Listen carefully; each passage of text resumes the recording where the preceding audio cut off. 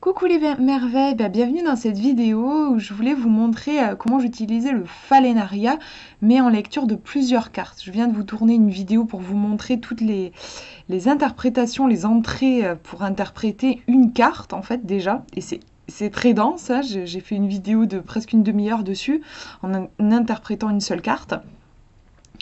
Et là voilà, je voulais vous montrer comment est-ce qu'on va pouvoir faire s'articuler les cartes ensemble.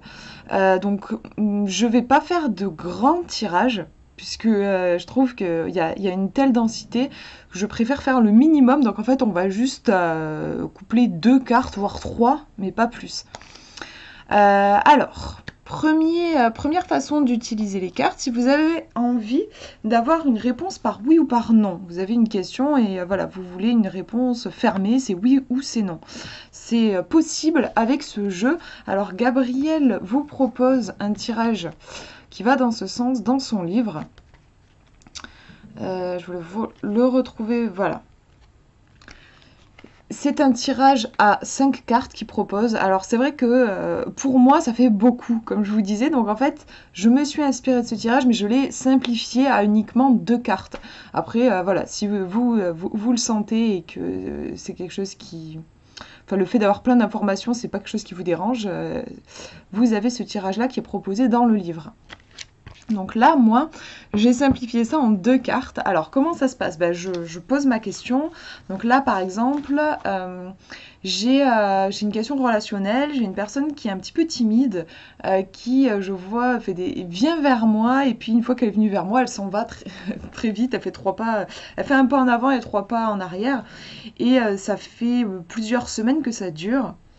Et du coup, j'aimerais savoir quel comportement adopter. Est-ce qu'il faut que je patiente?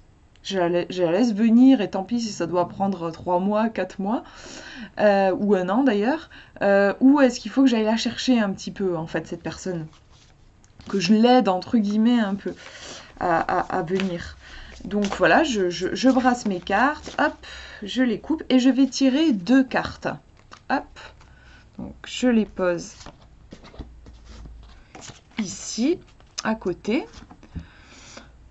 Hop, je vais les retourner et je vous montre ce que ça donne.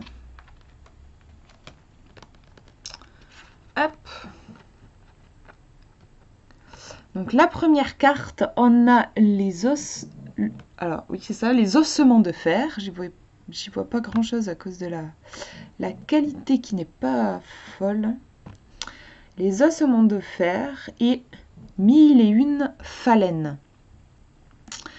Alors, déjà, pour avoir une réponse par oui ou par non, en fait, on va regarder les lunes qui sont formées par la rencontre des cartes. Quand vous avez une lune qui est moitié noire, moitié blanche, c'est un non. Quand vous avez une lune qui est pleine, c'est un oui. Elle peut être pleine noire, en fait, toute noire, ça va être un oui aussi. C'est juste que voilà, quand elles sont divisées comme ça, les lunes, c'est un non, et si elles sont toutes pleines, c'est un oui. Donc là, en gros, si je regarde, j'ai un oui et un non. Donc on ne sait pas trop, il y a un équilibre, c'est-à-dire il y a autant de bonnes raisons de le faire que des raisons de ne pas le faire. C'est ça qui est intéressant aussi avec cet oracle, c'est qu'il est très... en fait, il vous fournit plein de points de vue. Et c'est à vous ensuite de vous faire votre opinion. Il peut arriver que les lunes soient d'accord, et par exemple j'aurais pu avoir 2 lunes pleines qui me disent oui, ou 2 lunes à moitié qui me disent non. Et là, voilà, bon, il va falloir que je vois, que je réfléchisse. Donc, justement, j'ai envie de comprendre pourquoi est-ce que j'ai une lune qui me dit oui et pourquoi j'en ai une qui me dit non. Donc là, je vais pouvoir utiliser les runes. Donc, je les mélange. Moi, je les mets dans le pochon, là, ça c'est bien pratique. Je regarde pas, je fais au feeling et je vais juste prendre une rune que je vais poser sur la lune d'en haut et une sur la lune d'en bas. Je vais demander le oui là. Qui c'est qui est en train de me dire oui, en gros? Qui me dit oui et qui me dit non? Hop. Donc, je choisis, je prends mes runes au hasard, je les pose et je vais les découvrir. Donc là, pour la lune qui me dit oui, qui c'est qui est en train de me dire oui? C'est celle-ci qui est sortie. Elle représente les blocages qui sont dépassés, dépassement de blocage. En effet, c'est ce que je recherche en fait. Donc on me dit oui, c'est sûr que si tu parles, tu vas probablement faire, enfin, casser certaines protections peut-être. Il peut y avoir cette idée-là. Je vais regarder plus précisément hein, ce que nous dit la rune. Quelle est son énergie? Alors, je vous montre. C'est la liberté, la délivrance d'une contrainte, le dépassement d'un blocage ou d'un problème. Liberté aussi, délivrance d'une contrainte, c'est que en fait je me permets voilà, d'être moi-même. Dans ma nature, j'ai du mal à me taire, j'avoue. Donc voilà, là en gros, oui, je m'autorise à parler librement et mon but c'est de dépasser cette fameuse, ce mur. Voilà, en fait, je cherche à briser la glace. En gros, c'est ça. Hein. D'ailleurs, c'est très bien représenté, le côté brise-glace, quoi. Le nom, maintenant. Qu'est-ce qui me dit non? Là, je pose une rune sur, du coup, la demi-lune en bas. Et c'est celle-ci qui apparaît. Alors, celle-ci, elle me représente, en fait. Le point au milieu, c'est comme un signifiant dans un tarot. Donc, le nom, je sais pas, j'imagine que ça me dit que...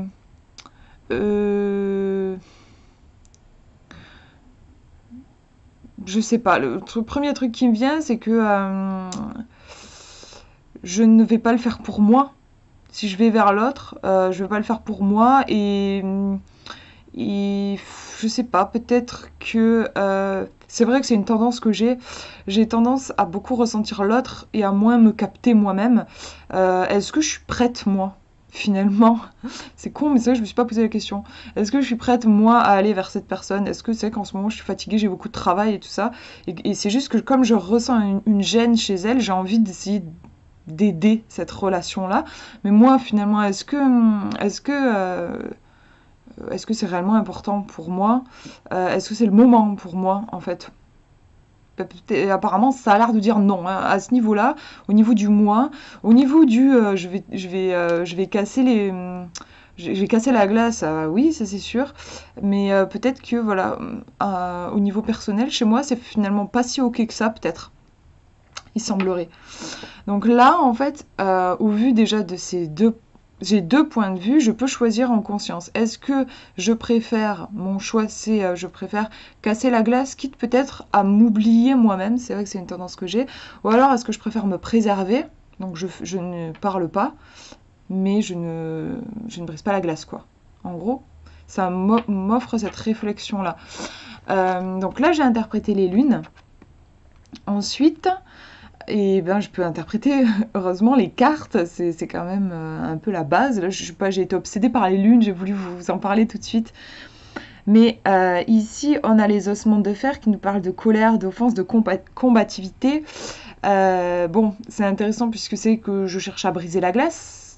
Alors, je compte pas être agressive dans ma démarche, mais il y a quand même une démarche offensive, pas dans le sens agressif, mais dans le sens aller vers l'autre et peut-être casser la glace, hein, je le répète. Et ensuite, on a Mille et une phalènes qui nous parle de découverte, de vérité et d'éblouissement. En effet, je cherche à faire la lumière sur quelque chose. Je comprends pas pourquoi cette personne est sur la réserve. Je comprends pas bien d'où ça vient et j'ai tendance à vouloir apporter une certaine clarté. Donc c'est ce qui est représenté ici.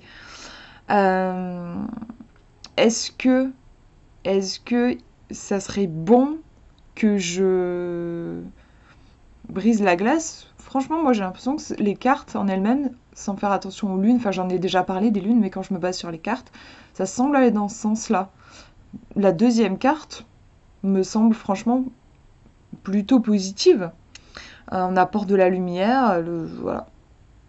J'aurais eu l'inverse, j'aurais eu celle-ci et ensuite celle-là, je me serais dit ok, je vais chercher à apporter de la lumière, mais peut-être la personne elle va mal le prendre et elle va se défendre. Mais là non, c'est plutôt ça, enfin moi je trouve ça plutôt positif. Ensuite on peut interpréter les lignes. On voit ici les faisceaux lumineux, ça nous fait hop, ça traverse la carte, ça rebondit ici, ici et là. On a un chemin qui est clairement dessiné, c'est pas toujours le cas. Il faudrait que je vous en trouve une avec laquelle ça ne fonctionne pas. Bon, celle-ci, ça le fait.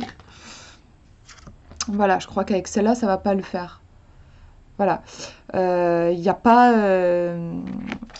je vais vous la mettre comme ça. Ça ne se répond pas. Il n'y a pas de suite, en fait, au niveau du faisceau lumineux. Donc là, ça nous indique qu'il y a un blocage, en fait. Et le blocage va être représenté par cette carte-là, puisque c'est elle qui ne suit pas le chemin. Donc là, vous allez pouvoir interpréter. Par exemple, là, c'est l'inapaisée cascade. C'est bloqué, il y a une émotion trop forte. Il faut aller la visiter avant d'envisager quoi que ce soit. Dans mon cas, on a bien un chemin qui continue. Donc, il ne semble pas y avoir d'obstacle sur le chemin. Et je peux aller interpréter les faisceaux lumineux. Donc, en fait, pour ça, je vais aller regarder le livret. Parce que sur le livret, Gabriel Leroy nous a repris vraiment la structure de chaque carte et il a associé un mot-clé sur chaque trait lumineux. Donc on va regarder. Par exemple, là, c'est la numéro 5. Numéro 5. Hop, je vous montre. Vous voyez le faisceau qui traverse la carte, qui est représenté là en grand. Le faisceau, ici, c'est la force. On nous dit force. Ensuite, on passe sur l'autre carte, donc la numéro 2. Numéro 2, je ne la trouve pas. Ça y est, je l'ai. Hop. Donc là, vérité, donc force, je vous rappelle le mot précédent, force, vérité, perspicacité, lucidité. C'est intéressant, je trouve, de prononcer les mots à voix haute. C'est très important même, parce qu'au début, je le faisais pas, et en fait, ça se noyait dans mon esprit. Le fait de le formuler à voix haute, ça va poser les énergies, et ça peut vraiment répondre profondément. Force, vérité, perspicacité, lucidité. Je trouve que ça répond bien à ma question. L'attitude qui m'est demandée, force, vérité, perspicacité, lucidité. En effet, je crois qu'on me demande d'être claire et ça me va plutôt, je trouve, quand même, dans le sens de ne pas laisser la situation s'embourber. Mais peut-être que cette personne, en effet, a besoin que j'aille un petit peu vers elle. Force, vérité, perspicacité, lucidité. Voilà comment, en fait, vous voyez, c'est un jeu qui permet de répertorier plusieurs avis sur un sujet que vous vous posez et ensuite, vous allez prendre votre décision. Le fait que je n'ai pas eu un oui franc avec les lunes, ça me met un peu en garde aussi. Ça me dit oui, moi je le ressens oui quand je regarde les cartes, l'interprétation des cartes. Oui, mais attention quand même, vas-y doucement, attention de ne pas t'oublier, notamment. Attention de bien agir en accord avec toi-même. Si la personne ne veut pas, par exemple, recevoir ce que tu as à dire, voilà, c'est pas grave. Ne va pas te courir après la personne trop non plus si elle ne répond pas. Voilà, ça vient nuancer un petit peu le propos. Donc c'est un jeu, je trouve, c'est un oracle, le Falénaria, qui nous donne vraiment, qui nous permet vraiment de contacter notre pouvoir personnel. Il nous prend pas pour des idiots, quoi. Il nous pose pas juste le truc, c'est oui ou c'est non, ou c'est comme ça ou c'est pas comme ça. Il nous aide vraiment à comprendre et à faire un choix éclairé, et je trouve ça super puissant. Une autre façon d'interpréter un duo de cartes, ou voire un trio de cartes, ou un peu plus si vous avez envie. Mais là, on sort d'une interprétation en oui-non. Là, c'était pour vous montrer comment on pouvait répondre à une question par oui ou par non. Mais par exemple, je sais pas, j'ai envie d'avoir une guidance. Ça peut être vous pouvez aussi poser une question précise. Hein. Il y a pas, c'est jusque là comme ça, j'ai plus de questions précises à poser. Donc, pour l'exemple, je vais vous montrer pour une guidance. Voilà, qu'est-ce que mon inconscient a envie de me dire. Mon ange gardien, toi, voilà. J'ai envie de parler à mon ange gardien. Je vais lui demander. Donc, je tire une carte. Je vais en tirer 2. Et au besoin, je pourrais en tirer une 3e. Voilà. Mon ange gardien, qu'est-ce qu'il me dit? Ah, alors. Il m'a ressorti la même carte que précédemment, donc les ossements de fer. Et j'ai la promesse d'un nouveau monde. Donc, hop, ici, on va se concentrer avec ce tirage. Je vous propose, alors c'est une façon parmi plein d'autres hein, d'interpréter les cartes. Si vous avez envie, vous pouvez interpréter tout simplement voilà, ce que cette carte vous évoque, ce que celle-ci vous évoque, et voilà. Mais là, je voulais me concentrer, moi, sur les faisceaux lumineux, pour vous montrer comment on peut les utiliser. Donc là, par exemple, on a clairement un chemin qui se dessine. Donc ça peut faire clac, clac ou clac, clac. Et même clac d'ailleurs, je l'avais pas vu, ça redescend là. On a plusieurs voies possibles. On peut choisir de tourner ici, de faire comme ça, on peut s'arrêter là, on peut faire ce qu'on veut. C'est vraiment comme une carte routière, enfin on peut décider vers où on a envie de se balader. Alors justement, c'est là que vous pouvez utiliser les petites runes. Donc moi par exemple, alors là c'est du feeling, hein, mais j'ai bien envie de démarrer là. J'ai envie de faire comme ça, comme ça, comme ça, et j'ai envie de m'arrêter ici. Ok, donc ça ce sera mon départ, et là j'ai envie d'arriver là. J'ai envie de savoir qu'est-ce qu'il y a, quelle est l'énergie là-haut, et quelle est l'énergie ici. Pourquoi est-ce que mon ange, il a envie que je passe par une épée là, et qu'ensuite, apparemment je me repose. En plus ça paraît un peu contradictoire. Prendre les armes et après être enceinte et se reposer, pourquoi? J'ai envie de savoir. Donc là, je prends mes runes, je les mets dans mon petit sachet, je vous les montre, hein, mes petites runes, voilà. Je me les mets dans mon petit sachet et je vais me concentrer. Donc j'ai décidé de partir du haut de la carte les ossements de fer. Et je demande qu'est-ce qu'il y a là-haut. Hop. Je place la rune en haut. Et ensuite j'ai envie d'aller en bas de la carte les promesses de l'aube. Donc je vais placer ma rune ici, en bas. Je vais demander quelle est l'arrivée du coup. Où est-ce qu'on m'emmène? Hop. Donc je vous montre la carte. La rune pardon, qui est tombée au-dessus, c'est celle-ci. Donc c'est une carte, une rune, je vais y arriver, qui nous parle de dépasser un blocage. Il y a peut-être besoin de libérer quelque chose. En fait, on part peut-être d'une intention de libérer quelque chose. Je vais regarder plus précisément le livret. Donc on nous parle d'évolution, d'avancement vers le mieux, de changement d'attitude. Changement d'attitude, c'est intéressant, je trouve, épanouissement spirituel. Donc on part peut-être, en tout cas avec quelque chose qui bouge, hein. Il y a un mouvement ici, avec cette rune, peut-être un désir d'avancer, un désir de renouveau, il y a un mouvement, ok. Et la rune tout en bas de la promesse d'un nouveau monde, eh ben, c'est celle-ci.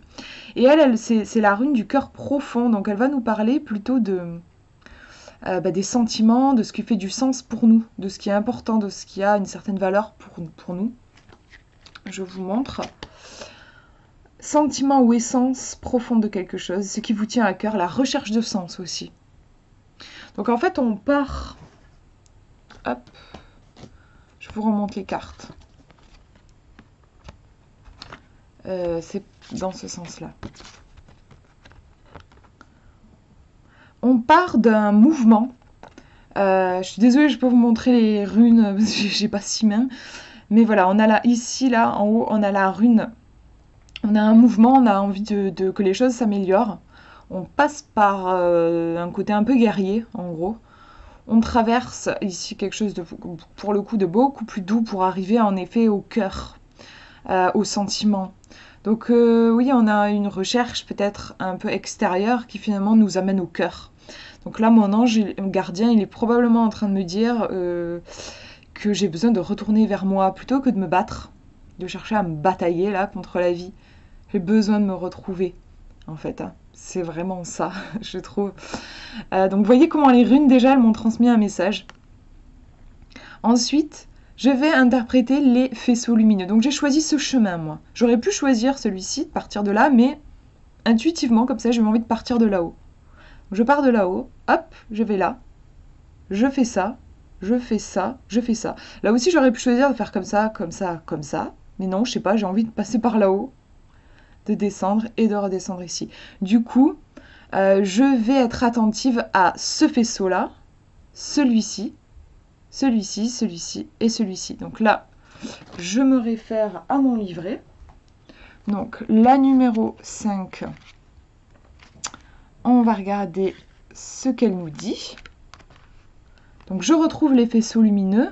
J'ai dit je pars d'en haut, résistance et force. Ça va être les mots-clés qui vont m'accompagner. Mon ange gardien, il me parle de résistance, de force. Ensuite, je passe à l'autre carte qui est la numéro 7. Hop, résistance, on disait force, projet, préparation, promesse. Donc là, c'est en train de me dire autre chose, je trouve. Donc j'aime bien le prononcer les mots à voix haute. Je le disais dans l'autre vidéo, je trouve que c'est important pour bien ressentir les énergies. Donc je répète, pour moi en fait aussi, résistance, première carte, résistance, force, je vous remontre, résistance, force, projet, préparation, promesse. Qu'est-ce que ça m'évoque? Là, j'ai l'impression, c'est encore un autre message là qu'on est en train de me transmettre, je trouve. Je le ressens, moi, comme tiens bon, tiens bon, les choses vont arriver. Promesse, je te promets que les choses, tes projets vont arriver à maturité. Et là, la force, je la ressens dans le sens courage, parce que c'est qu'en ce moment, j'ai pas mal de projets et il me manque un peu l'énergie de les concrétiser. Je me sens un peu chahutée dans tous les sens et c'est assez inconfortable. Donc là, je le prends comme un message de courage, garde le cap, ça va le faire. Je te promets que tes projets vont pouvoir... Enfin voilà, ils sont pas abandonnés de mon ange gardien. Voilà, ils sont protégés et nourris. Il nourrit aussi quelque part peut-être mon ange gardien cette préparation de projet. Il contribue à ça. Donc là, vous voyez, j'ai encore un autre message. Donc, vous voyez, en plus, enfin là, je vous ai juste expliqué les rayons et les runes. Je me suis concentrée sur ça. Je ne sais pas si vous avez vu, j'ai fait une vidéo pour expliquer vraiment toutes les possibilités pour interpréter les cartes. Juste une carte, ne serait-ce qu'une seule carte. Ça fait encore plus d'informations que vous pouvez ajouter à votre interprétation. Là, moi, j'ai fait faisceau et runes, mais j'aurais aussi pu me concentrer sur les textes. Je vous ai pas lu les textes, tout ça. C'est à vous après de voir tout ce que vous voulez mettre dans votre interprétation. Hop. Du coup, je vous remontre. Après, juste, moi, j'aime bien aussi regarder les dorures. Et j'ai remarqué que plus les cartes étaient positives, plus il y avait de dorures. Donc, on pourrait apparenter peut-être ces dorures à la lumière. Ici, on a une lumière qui vient comme protéger quelque chose. Ça englobe un petit peu la carte. Et ici, on a... c'est plus éparpillé. On dirait presque des morceaux d'un vitrail qui aurait été brisé. Et donc on passe de quelque chose qui englobe à quelque chose qui se disperse. Peut-être ici en fait je ressens un stress en fait et un besoin de contrôler les choses. On les englobe pour pas qu'elles s'échappent. Et ici pour le coup on fait confiance au processus et au cycle des choses et on laisse la lumière trouver sa place en fait. On est plus dans le contrôle. On est dans le lâcher prise. Donc ça, c'est aussi un message que mon ange peut probablement m'envoyer. Ça peut être aussi, t'inquiète pas, t'es protégé, tu peux lâcher et laisser les choses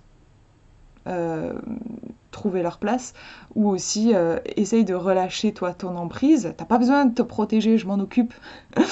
et laisse les choses trouver leur place. Voilà.